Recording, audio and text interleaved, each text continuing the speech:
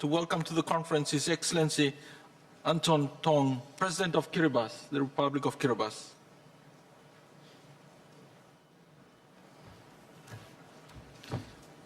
Mr. President, you have the floor.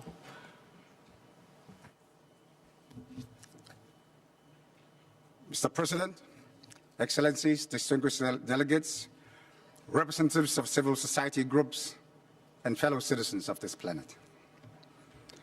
Our gathering here is indeed an unprecedented historic event.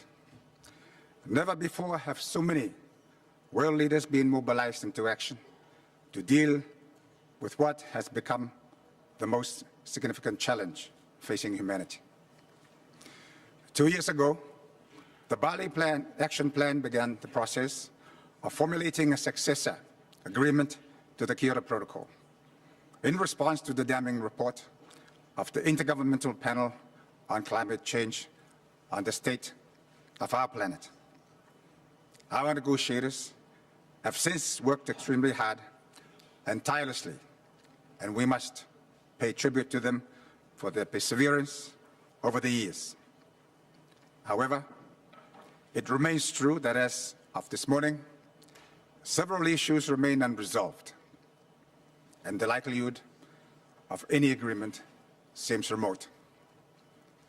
Mr. President, we are aware that you, together with friends of the Chair, the Secretary General, and several leaders have worked extremely hard in the corridors and behind closed doors to ensure that an outcome is reached here in Copenhagen.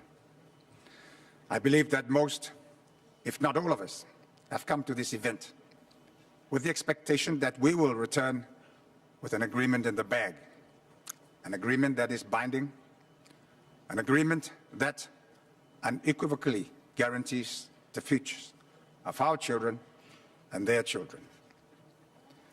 Mr. President, we from the low-lying small island states who represent the most vulnerable have been calling for world attention to focus on this disaster for many years.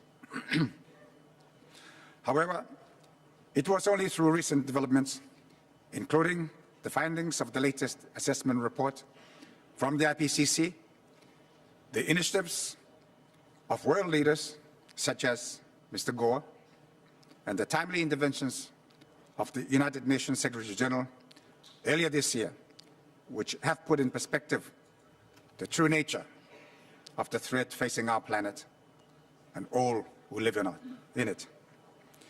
During the high-level climate change summit in New York in September, I was most encouraged by what I saw as an acknowledgement by world leaders of the reality and the full implications of the problem facing us.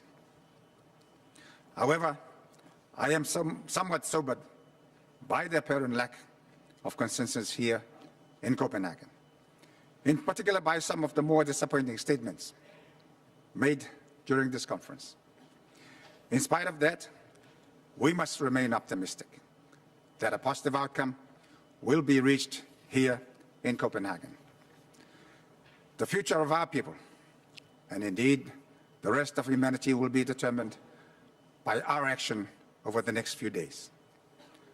We have not come here as observers to see what happens. And I hope we have not come all this way only to see the adoption of future plan of action, which will result in the demise of our people. It is my sincere hope that we have come here as leaders to provide the leadership needed to change the course of climate change, to make decisions that will guarantee the survival of the most vulnerable. Mr. President, the science on climate change is very clear.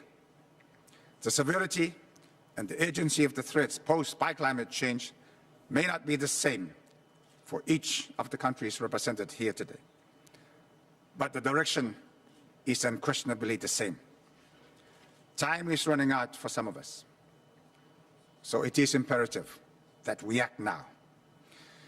If we cannot achieve our objective of a legally binding agreement this week, then we must at least have an accord that mandates the conclusion of such an agreement by no later than the middle of next year that incorporates the key components thereof. Where there are gaps in the numbers put forward by our negotiators, let the science and our collective conscience be our guide on what future course of action we take.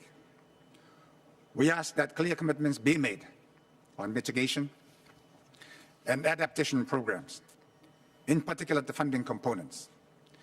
We need fast-track financing to address the more urgent adaptation needs of the most vulnerable. Much detail needs to be filled in, but let that not stand in the way of reaching agreement in principle that will be meaningful and will restore confidence to those who look to us for leadership. Mr. President, trust and sincerity are indispensable factors in this process, the absence of which may have been major contributing factors to the lack of progress in these negotiations. It is also important that the process be an inclusive one that ensures the involvement of all countries, including Taiwan, who have the capacity to make significant contributions to addressing the problem.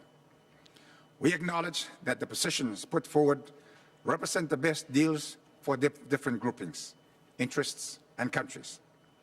But issues on the agenda are much too important to the future of humanity to allow our differences to dominate the outcome.